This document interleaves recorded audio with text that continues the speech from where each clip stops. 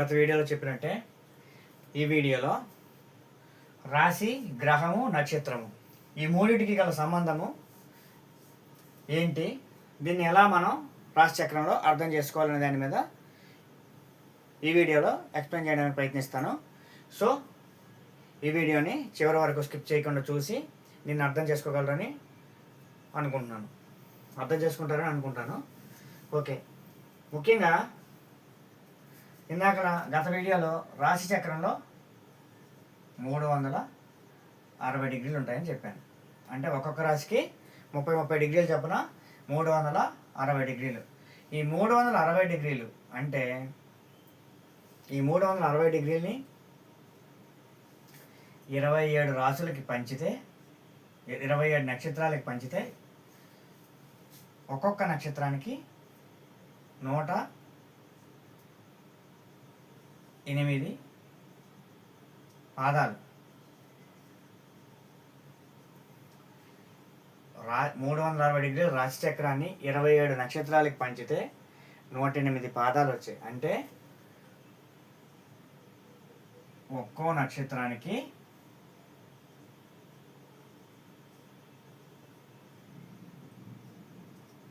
4 పాదములుగా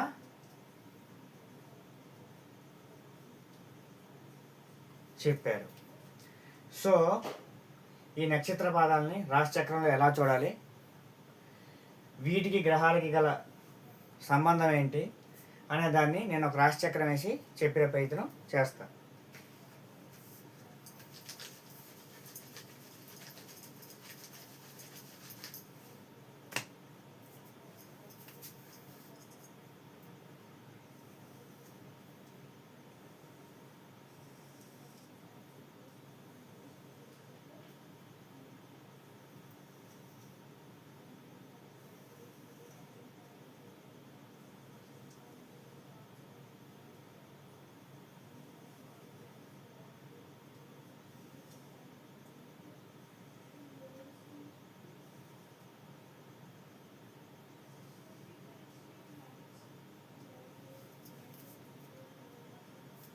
అంటే 360 డిగ్రీల ఈ రాశి చక్రాన్ని ఒక్కొక్క నక్షత్రానికి, ఒక్కొక్క రాశికి 30 డిగ్రీలు చొప్పున పంచితే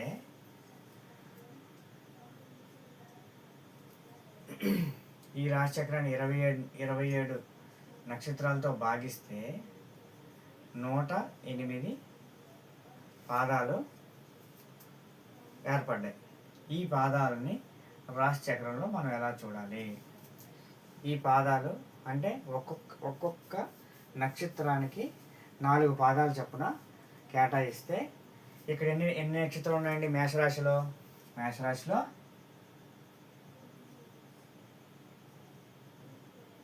అశ్విని 1 2 3 4 అంటే అశ్విని నక్షత్రానికి సంబంధించిన 4 పాదాలు మేషరాశిలో చెప్పచ్చు. ఇక భరణి 1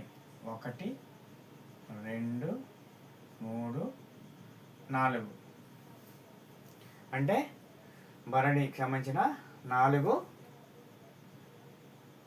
పాదాలని మేషరాశిలో మనం చెప్పచ్చు. అంటే ఇక్కడ అశ్వినికి సంబంధించిన 4 పాదాలు, భరణికి సంబంధించిన 4 పాదాలు. అంటే అశ్విని 4 పాదాలు అంటే ఇప్పుడు ఒక నక్షత్రానికి మనం ఇందాక ఎంత చెప్పాము? 13.13 డిగ్రీల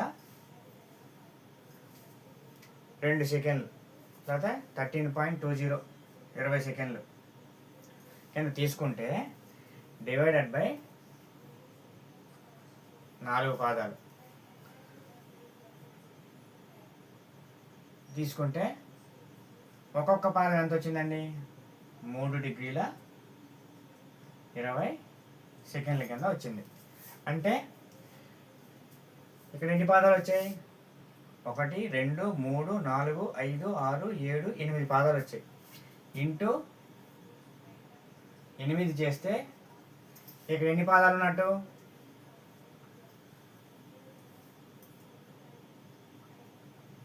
20,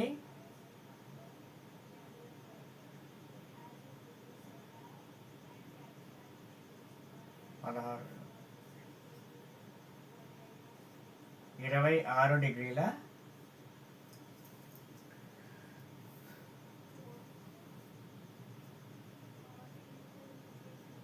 4 సెకండ్లు. అంటే 30 డిగ్రీల్లోంచి రాశిలో ఉండే 30 డిగ్రీల్లోంచి 26 డిగ్రీల 4 సెకండ్లు తీసేస్తే ఇక్కడ మనకు వచ్చేది 3 డిగ్రీ 20 సెకండ్స్. అంటే ఇంకా ఈ 30 డిగ్రీల్లో ఇంకొక 3.2 డిగ్రీస్ మిగిలి ఉన్నాయి. అంటే అవి కృత్తికా నక్షత్రానికి సంబంధించిన ఒక్క పాదం. అంటే మేషరాశిలో అశ్వినికి సంబంధించిన 4 పాదాలు, భరణికి సంబంధించిన 4 పాదాలు, కృత్తికకి సంబంధించిన 1 పాదం, మొత్తంగా కలిపితే 9 పాదాలు ఉన్నాయి. అంటే ఒక్కొక్క రాశిలో 3 నక్షత్రాలకు సంబంధించిన 9 పాదాలని 30 డిగ్రీలకి విభజించారు. సో అవి ఎలా అనేది చూద్దాం. అంటే ఇక్కడ కృత్తిక 1 పాదం మేషంలో వస్తే కృత్తిక 3, 4, 5 పాదాలు. తర్వాత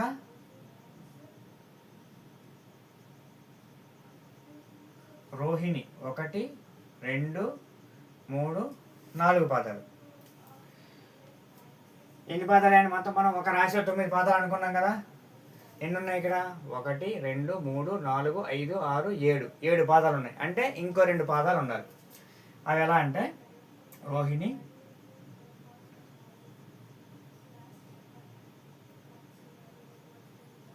మృగశిర 1వ పాదము, మృగశిర 2వ పాదం. సో వృషభ రాశిలో కృత్తికానికి సంబంధించిన, తప్పుగా రాశానండి, క్షమించండి, 2వ పాదము, 3వ పాదము, 4వ పాదం. కృత్తికకి సంబంధించిన 2, 3, 4 పాదాలు, రోహిణికి సంబంధించిన 1, 2, 3, 4 పాదాలు, మృగశిరకి సంబంధించిన 1, 2 పాదాలు వృషభంలో చెప్పాలి. ఇకపోతే మిథునంలో కూడా 9 పాదాలు. అవేంటి? ఇక్కడ పునర్వసు 2 పాదాలు మిగిలే కదండి, మృగశిర 2 పాదాలు మిగిలే కదండి. మృగశిర 3, 4 పాదాలు. ఆరుద్ర 1, 2, 3, 4 పాదాలు. ఆరుద్ర తర్వాత పునర్వసు. ఇక్కడ ఎన్ని పాదాలు ఉన్నాయి? 1, 2, 3, 4, 5, 6.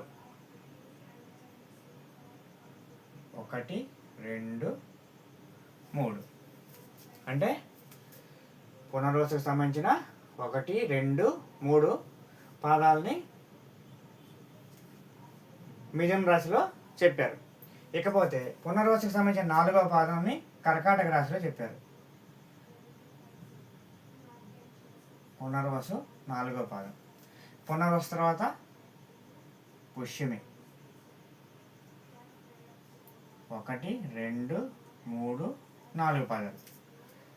తర్వాత ఆశ్లేష. ఇక్కడ ఎన్ని అయ్యాయండి? 1, 2, ఇక్కడ 5 అయ్యాయి. అంటే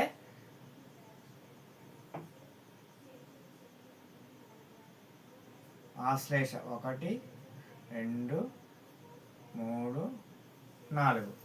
ఈ 4 పాదాలు వెరసి 9 పాదాలు.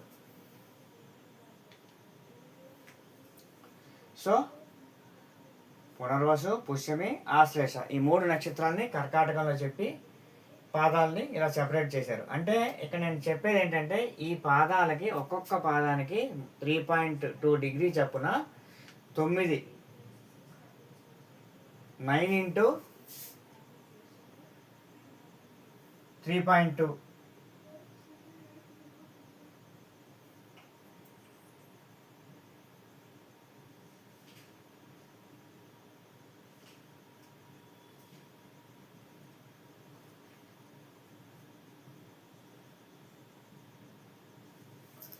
30 డిగ్రీల కింద చెప్పచ్చు.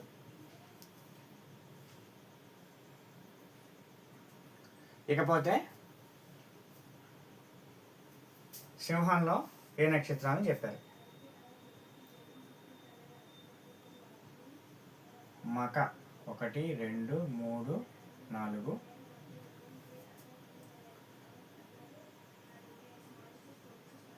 పుబ్బ 1 2 3 4 పాదాలు. ఇంకా 9వ పాదం కింద ఉత్తర 1వ పాదం. సో ఇక్కడ కూడా 9 పాదాలు వచ్చాయి.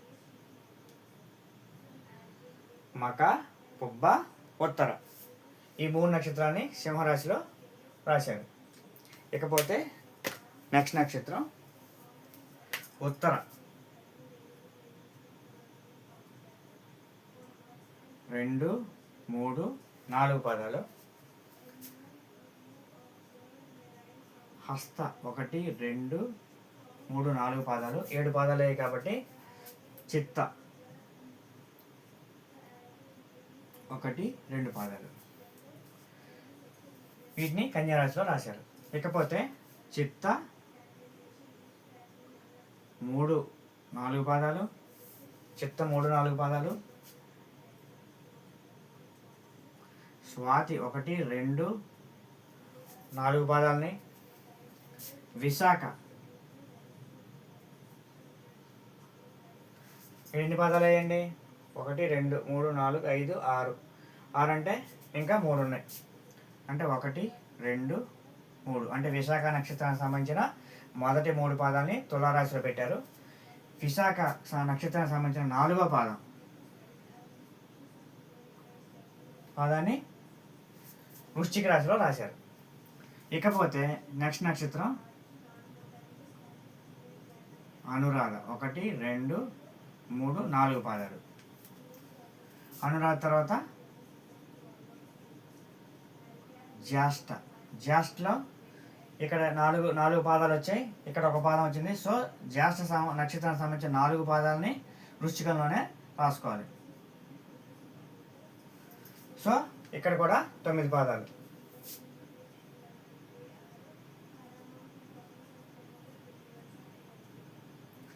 ఇక జ్యేష్ఠ తర్వాత మూలా నక్షత్రం.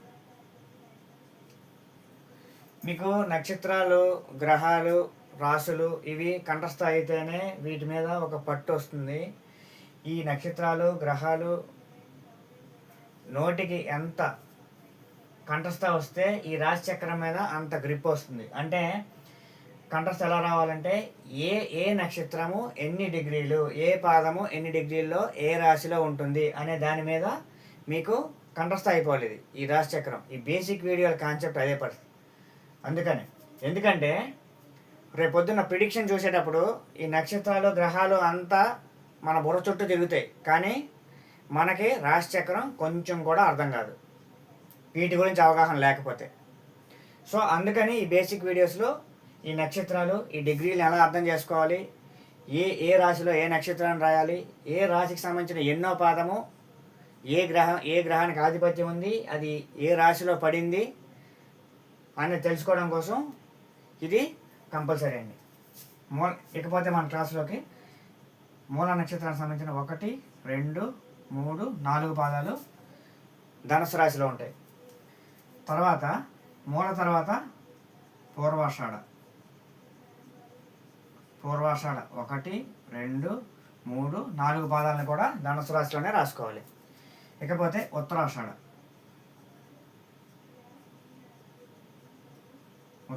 సంబంధించిన 1 పాదం.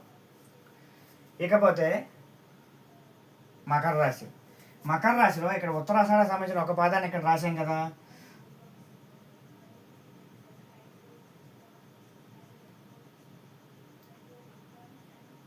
రెండు 3 4 పాదాలు మకర రాశిలో రాసుకోవాలి. ఉత్తరాషాఢ తర్వాత శ్రవణ నక్షత్రం. ఈ శ్రవణ నక్షత్రం ఎవరిదో తెలుసు కదండి, చెప్పండి ఎవరిదో చూద్దాం. తిరుపతి వెంకటేశ్వర స్వామిదండి. శ్రవణం, ధనిష్ట. ధనిష్ట అంటే ఇక్కడ ఎన్ని పాదాలు అయిపోయాయి? 3, 4, 7. ధనిష్ట 2 పాదాలు అంటే 1, 2 పాదాలు. ఇలా మకర రాశిలో ఈ నక్షత్రాలు 9 పాదాలని పంచారు.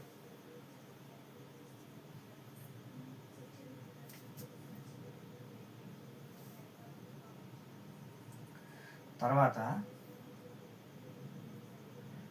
ధనిష్ట. ధనిష్ట 2 పాదాలు ఇక్కడ రాశాం కదా, మిగతా 2 పాదాలు కుంభంలో ఉంటాయి. అంటే 3వ పాదం, 4వ పాదం. దాని తర్వాత ధనిష్ట తర్వాత నక్షత్రం ఏంటండి చెప్పండి చూద్దాం. ధనిష్ట తర్వాత శతభిషం.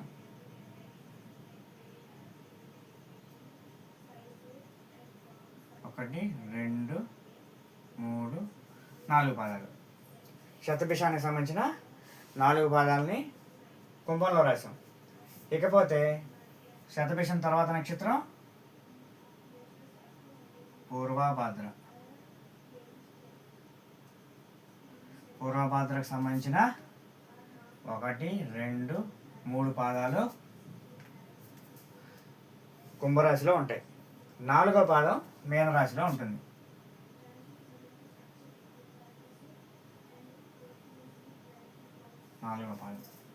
పూర్వభాద్ర తర్వాత నక్షత్రం ఏంటండి? ఉత్తరాభాద్ర. ఉత్తరాభాద్ర 1, 2, 3, 4 పాదాలు.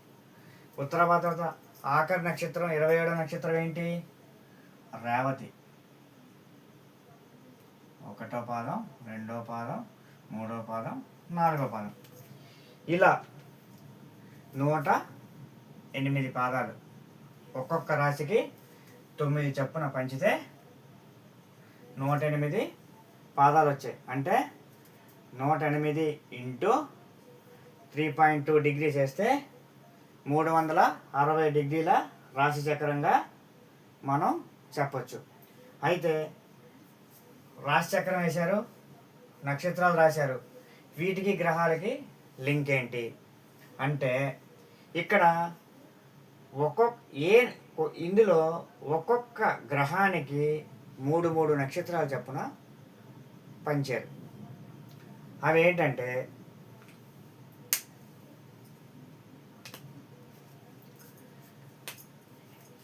మొట్టమొదటిది రాజగ్రహం రవి. రవి గ్రహము ఏ నక్షత్రాలపైన ఆధిపత్యం వహించింది అంటే రవి గ్రహానికి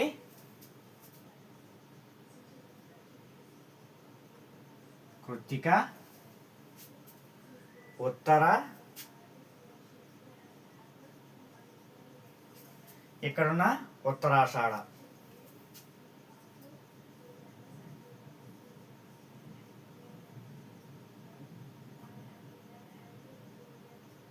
ఉత్తరాషాఢ. రవి గ్రహము ఈ 3 నక్షత్రాల మీద ఆధిపత్యం కలిగి ఉంటుంది. అంటే ఈ 3 నక్షత్రాలని రవి కంట్రోల్ చేస్తాడు. అంటే జాతక చక్రంలో అంటే మీకు రాశి ఫలాలు అంటారు కదా, రాశి ఫలాలు అంటే చంద్రుడు కృత్తికా నక్షత్రంలో ఉండేటప్పుడు పుట్టే వ్యక్తి యొక్క రాశి కృత్తికా నక్షత్రం ఎక్కడ ఉంటుందండి? మేషరాశిలో ఉంటుంది. అంటే ఆ వ్యక్తి యొక్క రాశి మేషరాశి అవుతుంది. అంటే ఈ మేషరాశిలో కృత్తికా నక్షత్రానికి అధిపతి రవి. అంటే రవికి సంబంధించిన కారకత్వాలు ఈ కృత్తికా నక్షత్రాన్ని రాశిగా కలిగిన వ్యక్తిలో ఉంటాయి. ఓకే, ఇక నెక్స్ట్ రవి తర్వాత ఏ గ్రహం అండి? చంద్రగ్రహం. చంద్రుడు ఏ నక్షత్రాల మీద ఆధిపత్యాన్ని కలిగి ఉన్నాడు? చంద్రుడు ఏంటండి? రోహిణి, హస్త, శ్రవణం ఈ 3 నక్షత్రాలపైన ఆధిపత్యాన్ని కలిగి ఉన్నాడు. అంటే మొట్టమొదటి నక్షత్రము రోహిణి, హస్త, శ్రవణ నక్షత్రాల పైన చంద్రుడికి ఆధిపత్యము ఉంది. ఇకపోతే నెక్స్ట్ గ్రహం ఏంటండి? రాజు రాణి. ఇకపోతే రాకుమారుడు బుధగ్రహం. బుధునికి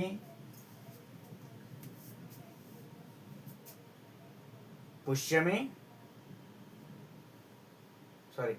ఆశ్లేష జ్యేష్ఠ రేవతి. అంటే బుధుడు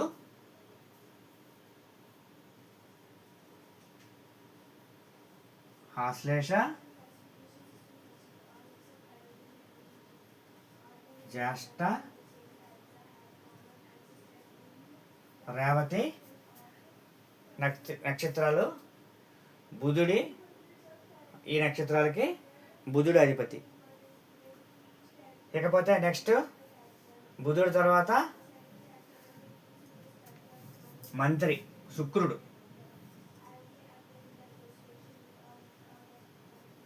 దైత్య గురువు శుక్రుడు. శుక్రుడు ఏ నక్షత్రం మీద ఆధిపత్యం ఉందండి? భరణి. మేషరాశిలో ఉండే భరణి.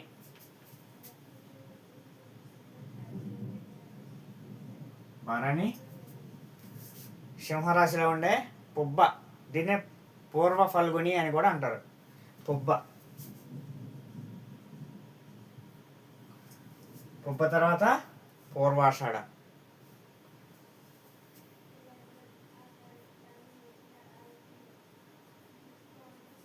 పూర్వాషాఢ అంటే శుక్రునికి భరణి, పుబ్బ, పూర్వాషాఢ నక్షత్రాల మీద ఆధిపత్యం దొరికింది. ఇకపోతే సేనాధిపతి. సేనాధిపతి అంటే ఎవరండి? కుజుడు. కుజుడు ఎవరు? కుజుడు. కుజునికి ఇచ్చిన కుజుడికి ఏ నక్షత్రాల మీద ఆధిపత్యం ఇచ్చారు? కుజునికి మృగశిర. వృషభ రాశిలో ఉండే మృగశిర 2 పాదాలు, మిథున రాశిలో ఉండే మృగశిర 2 పాదాలకి అధిపతి కుజుడు. అంటే మృగశిర నక్షత్రానికి అధిపతి ఎవరు? కుజుడు. మృగశిర, చిత్త, ధనిష్ట ఈ 3 నక్షత్రాలకు అధిపతి కుజుడు. మృగశిర,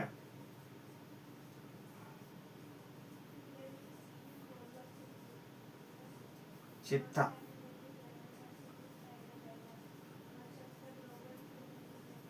ధనిష్ట ఈ 3 నక్షత్రాలని కుజగ్రహానికి పంచారు.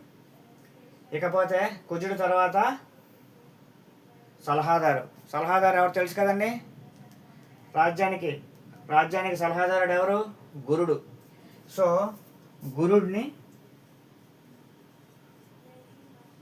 గురుడికి ఇచ్చిన నక్షత్రాలు ఏంటి? గురుడికి ఏ నక్షత్రాలు ఇచ్చారు? పునర్వసు నక్షత్రాన్ని గురుడికి ఇచ్చారు. అంటే పునర్వసు 1, 2, 3 పాదాలు మిథున రాశిలో ఉంటాయి. పునర్వసు 4వ పాదం ఎక్కడుందండి? కర్కాటక రాశిలో ఉంది. మీకు ఈ రాశులు గుర్తున్నాయని అనుకుంటున్నాను. కర్కాటక రాశిలో ఉంది. సో పునర్వసుకి అధిపతి ఎవరు? గురుడు. పునర్వసు తర్వాత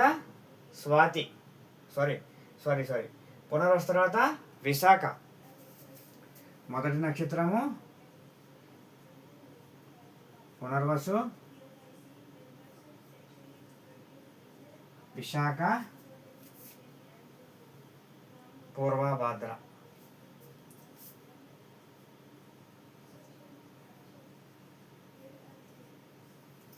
ఈ 3 నక్షత్రాలని గురుగ్రహానికి పంచారు. ఎన్ని గ్రహాలు వచ్చాయి? 1, 2, 3, 4, 5, 6 ఇంకా 3 గ్రహాలు ఉన్నాయి. గురుడు తర్వాత ఎవరు? రాజ్యంలో సైనికులకి అధిపతి ఎవరు? శని. ఈ శనికి ఇచ్చిన నక్షత్రాలు ఏంటంటే శనికిచ్చినవి పుష్యమి,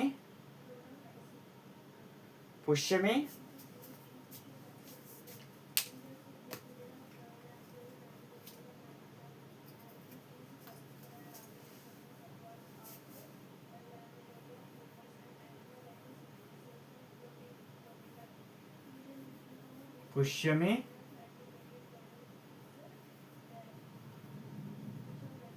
అనురాధ,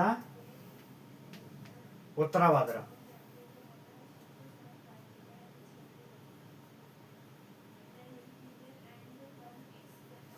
ఉత్తరాభాద్ర నక్షత్రాల్ని శనికి పంచారు. ఇకపోతే ఛాయాగ్రహాలు మిగిలాయి. 1 2 3 4 5 6 7 7 గ్రహాలు అయిపోయి. 7 గ్రహాలు అయిపోయి మిగిలిన గ్రహాలు ఏంటండి? ఛాయాగ్రహాలు. ఈ ఛాయాగ్రహాలకి రాశి చక్రంలో ఇళ్ళని కేటాయించలేదు, కానీ ఆధిపత్యం ఇవ్వలే రాశులపై. కానీ 2 ఛాయాగ్రహాలకి నక్షత్రాలపైన ఆధిపత్యం లభించింది. అవి ఏ నక్షత్రాలంటే మొట్టమొదటిగా రాహువు. రాహు నక్షత్రం మొట్టమొదటి నక్షత్రం ఏంటంటే ఆరుద్ర, స్వాతి, శతభిషం. ఆరుద్ర,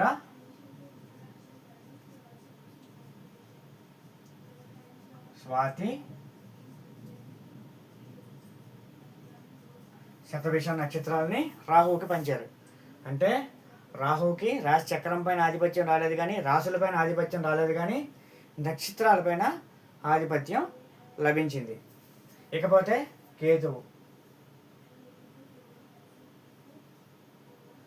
కేతువుకి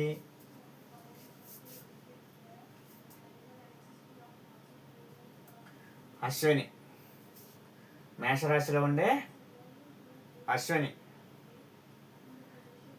సింహరాశిలో ఉండే మక, ధనస్సు రాశిలో ఉండే మూల. ఈ 3 నక్షత్రాలని కేతుగ్రహానికి, ఈ మూడు నక్షత్రాలపైన కేతుగ్రహానికి ఆధిపత్యం లభించింది. అంటే అశ్విని, మక, మూల. ఇలా 27 నక్షత్రాలని ఈ 9 గ్రహాలకి పంచారండి.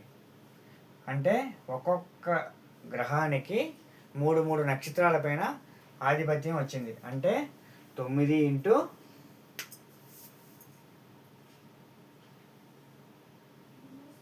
3 27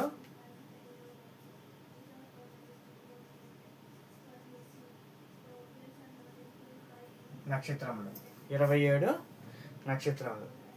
ఇదండి రాశి చక్రానికి, అంటే రాశికి, గ్రహానికి, నక్షత్రానికి గల సంబంధం.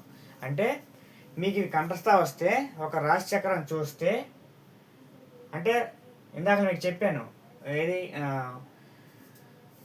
కృత్తికా నక్షత్రంలో చంద్రుడు ఉంటే ఆ వ్యక్తిది మేషరాశి అవుతుంది అన్నాను.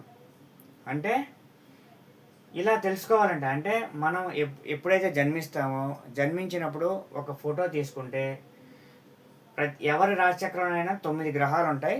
9 గ్రహాలు ఒక్కొక్క రాశిలో ఒక్కొక్క దగ్గరగా మనం పుట్టే టైంను బట్టి ప్లేస్ చేయబడతాయి. ఆ ప్లేస్మెంట్ ఏ నక్షత్రాల్లో పడింది, ఏ రాశిలో పడింది అనే దాన్ని బట్టి ప్రిడిక్షను చెప్పాలి. సో ఇదండి రాశికి, గ్రహానికి, నక్షత్రానికి సంబంధించిన సంబంధం. మీకు ఈ క్లాస్ అర్థమయ్యే ఉంటుంది అనుకుంటాను. కొంచెం లెంతీ అయింది, బట్ అర్థం చేసుకొని ట్రై చేయండి. ఇదంతా ఒకసారి పాజ్ చేసి రాసుకుంటే మీకు క్లారిటీ ఉంటుంది. ఇదండి నా ఎక్స్ప్లెనేషను. థ్యాంక్స్ అండి.